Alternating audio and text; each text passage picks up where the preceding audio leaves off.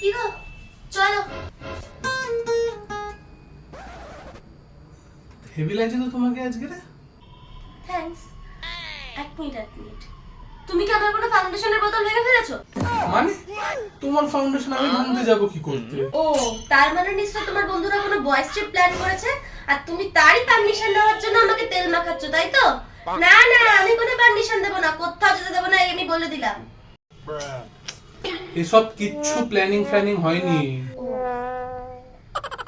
তাহলে এখন কিছু বানিয়ে দিতে হবে নাকি?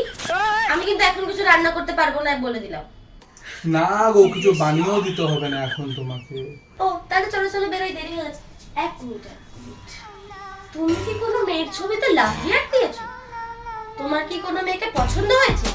তুই আমার কমপ্লিমেন্ট দেওয়াটাই মনে হয় ভুল হয়েছে। আরে আমি বুঝেছি, আমাকে সুন্দর লাগছে। চলো চলো।